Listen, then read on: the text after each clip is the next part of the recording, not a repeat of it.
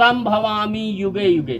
तात्पर्य वही है कि जब कभी भी धरा पे अधर्म, अत्याचार, पापाचार बढ़ जाता है, तब कोई न कोई शक्ति परमात्मा के रूप में इस धरा पे अवतरित होती है। तो ऐसे में ही त्रेता युग में महाराज दशरथ के घर भगवान श्री रामचंद्र जी का पावन अवतरण इस धरा पे हुआ था। गोस्वामी तुलसीदास जी ने इसी पंक्ति को बहुत अच्छा छंदों में जो है लिखा कि नवमी तिथि मधुमास पुनीता, शुक्ल पक्ष अभिजित हर प्रीता, मध्य दिवस अति शीतन धामा, पावन काल लोक विश्रामा।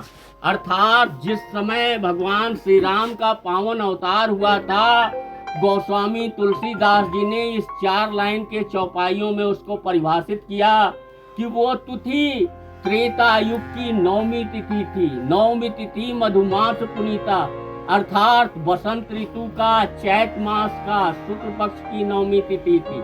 नवमी तिथि मधुमास पुनीता, शुक्ल पक्ष अभिजित हर प्रीता, मध्य दिवस अति शीतन धामा।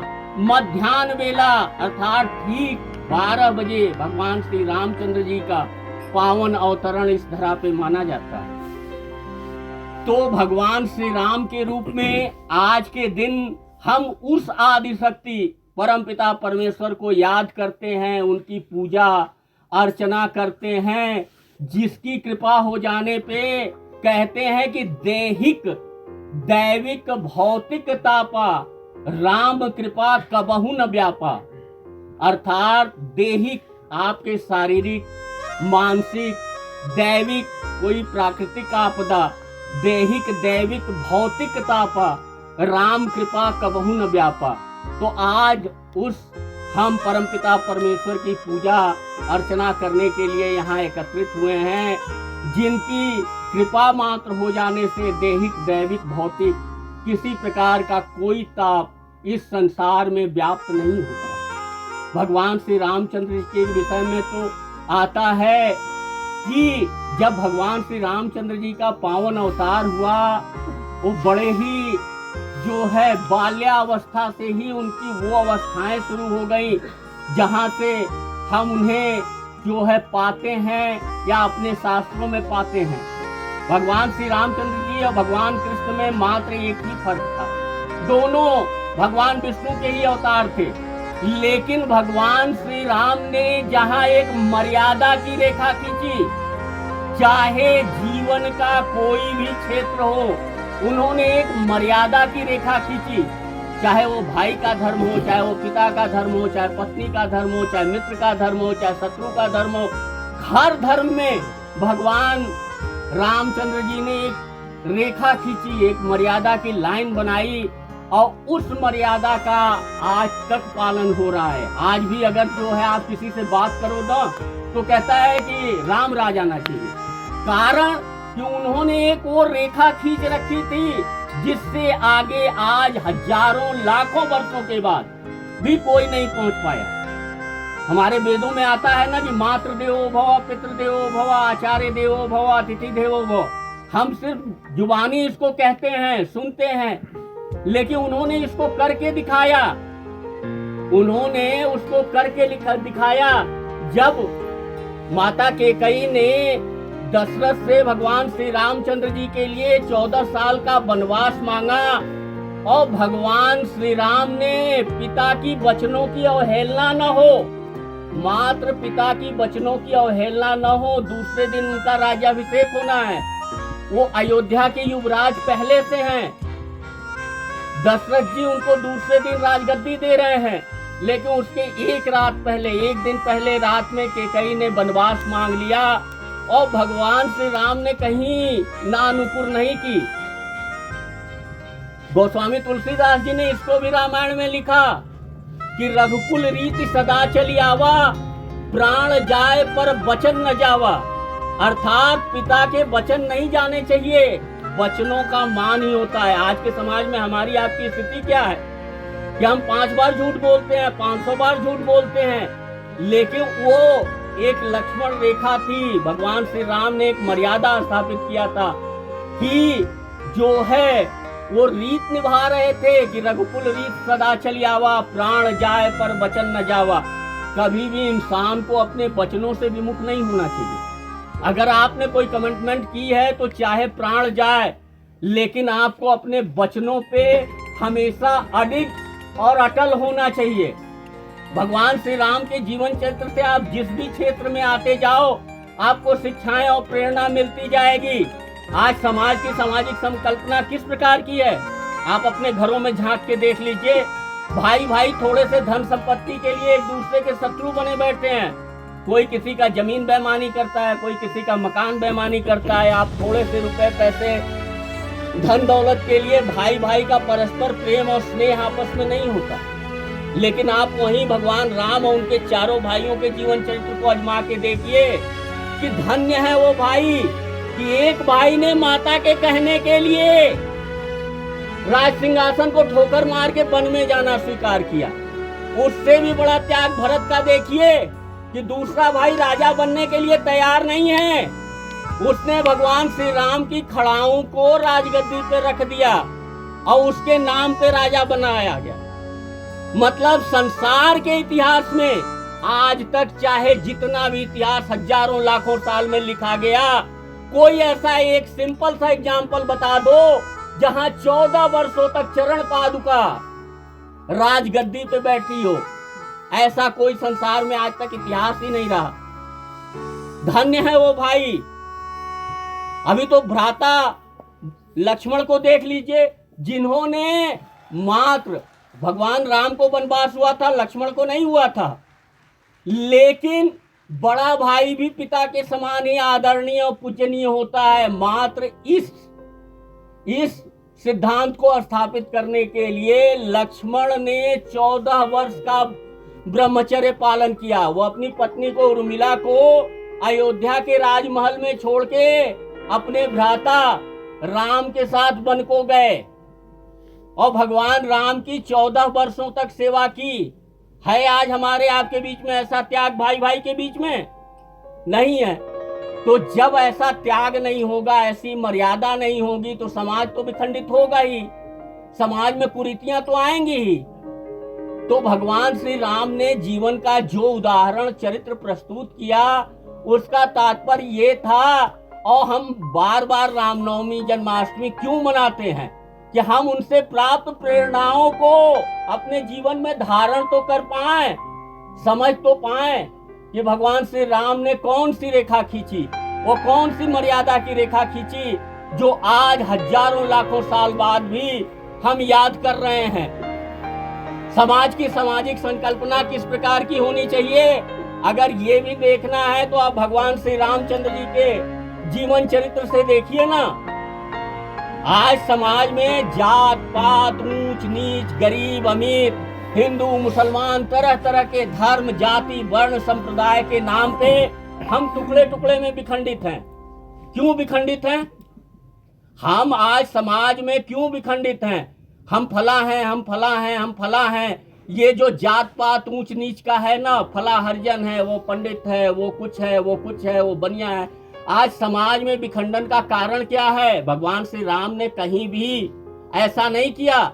जब भगवान चित्रकूट से दंड कानन वन को पार कर रहे थे और जा रहे थे, तो रास्ते में वो माता सबरी के आश्रम पे रुके। सबरी जो है ना, भीलनी जाति की स्पर्श महिला थी।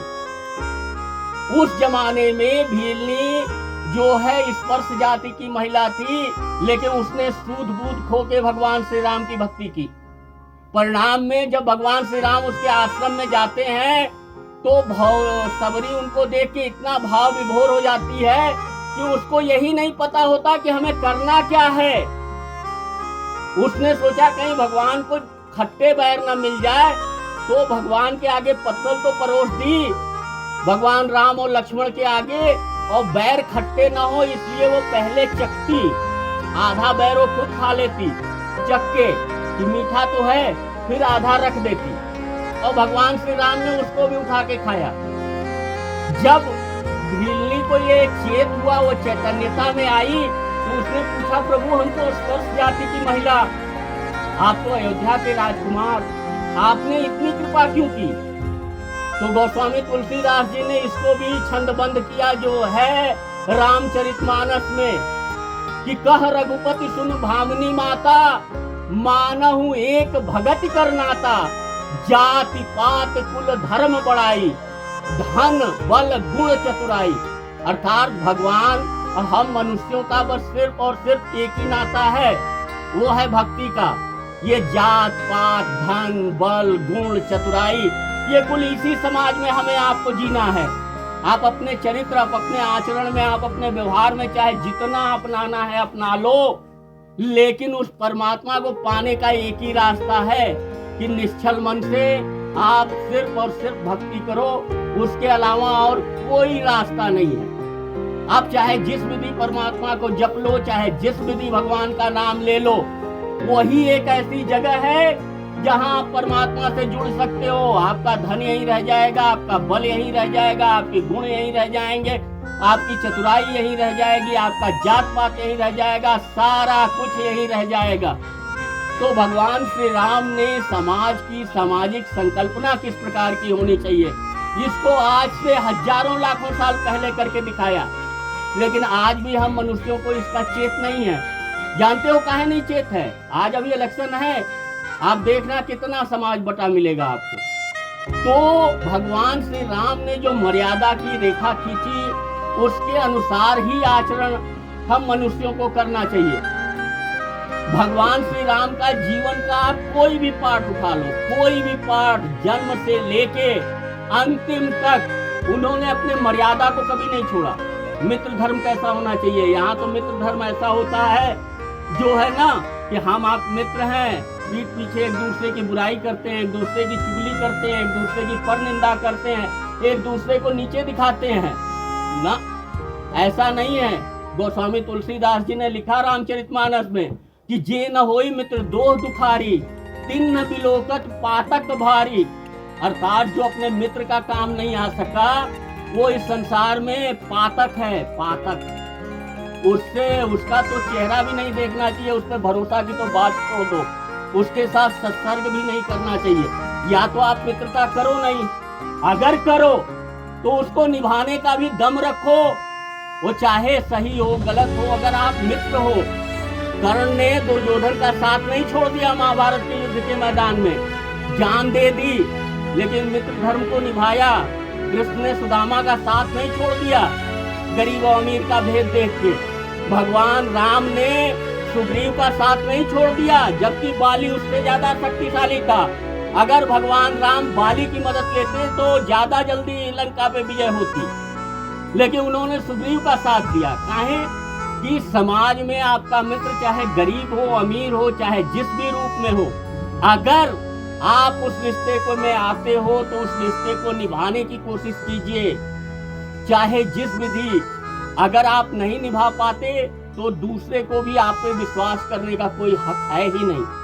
भगवान श्री राम का आप चाहे जो भी जीवन चरित्र उठा के देखिए, उन्होंने शत्रुता भी की तो कैसी की? रावण जैसे प्रकांड विद्वान से, रावण जैसे प्रकांड विद्वान से उनकी शत्रुता थी। कहते हैं कि 1 लाख पूत 1.25 लाख नाती, ता रावण के घर दिया न बाती, लंका सी कोट समुद्र सी खाई, ता रावण की कहीं खबर न आई। रावण के पास कोई अलग से सेना नहीं थी, उसके 1 लाख तो पुत्र पौत्र थे, 1.25 लाख उसके स्वयं के नाती पोते थे। मतलब उसका सारा सेना ही उसका स्वयं का अपना खून था, अपने वंशज थे। लेकिन जब उसने अनर्थ, अत्याचार, अनैतिकता का मार्ग चुना तो परिणाम क्या हुआ कि सोने की लंका जल गई थी। इससे आपको ये सबक लेनी चाहिए कि जब आप भी अधर्म, गलत मार्ग पे जाने की कोशिश करोगे तो उसका अंतिम परिणाम जानते हो क्या होगा? यही होगा कि आप चाहे कितना भी सामर्थ्यवान हो, आप चाहे कितना भी धनवान हो, आप चाहे कितना भी विद्यावान हो, आप चाहे जितना भी जिस भी रूप में शक्तिशाली हो, लेकिन कभी भी समय आपको नहीं बकसता। समय अपने चक्र के अनुसार ही चलता है। रावण किसी जमाने में विश्व विजयी था, उसने तीनों लोगों को जीत रखा था, लेकिन समय का चक्र घूमा, वो भगवान शिव का भी बड़ा जो है अनन्य भक्त था। लेकिन जब उसके दिमाग में दुराव हुआ, जब वो अन्याय के मार्ग पे चलना शुरू किया और सीता का हरण किया, तो उस समय उसने सीता का हरण नहीं किया था।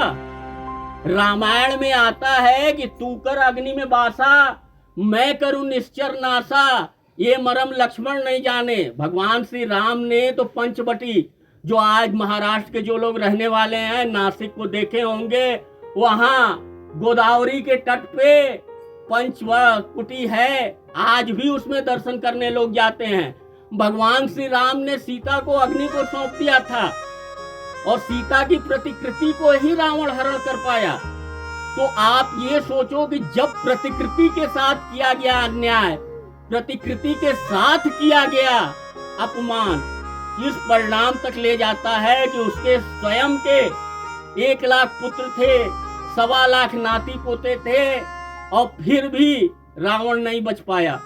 लंका जैसा किला, आप पहले पुराने जमाने में होते क्या थे कि जब हम किला बनाते थे तो उसके चारों ओर बड़े गहरी खाई खोदते थे कि दुश्मन कभी उसको पार न कर पाए। आज तो विज्ञान भी समुद्र को पार नहीं कर पा रहा है, बड़े बड़े शिपों से आपको जाना पड़ता है। लेकिन फिर भी जो है रावण पराजित हुआ, कारण कि उसने अन्याय का साथ दिया। तो चूंकि चलिए मंदिर की घड़ी के अनुसार तो 12 हो रहे हैं, तो यही हम अपनी वाणी को विराम देते हैं। आप सारे 30 सेकंड के लिए श्री राम नाम का संकीर्तन कीजिए। श्री रामचंद्र कृपालु भज मन हरण भव भय दारुणम, नव कंज लोचन कंज मुख कर कंज पद कंजारुणम, कंदर्प अगणित अमित छवि नव नील नीरज सुंदरम, पटपीत मानहु तरित रुचि सुचिनोमि जनक सुतावर, भजु दीन बंधु दिनेश दानव दैत्य वंश निकंदनम, रघुनंद आनंद कंद कौशल चंद दशरथ नंदनम, सिर मुकुट कुंडल तिलक चारु उदार अंग विभीषण, आजान भुज सर चाप धर संग्राम जित कर दूषण, इति भरत तुलसीदास शंकर शेष मुनि मनरंजन, मम हृदय कंज निवास गुरु कामाधि खल दल गंजन, मनुजाई राजि सोबर सहज सुंदर सावरो, करुणा निधान सुजान शीलु स्नेहु जानत रावरो, एहि भांति गौरी असीस सुन सिय सहित हर्षि, तुलसी भवानी पूजि पुनि पुनि मुदित मन मंदिर चली, जान गौरी से हर सुना जाई कहे, मंगल मंगल हो हर कल रामचंद्र की जय।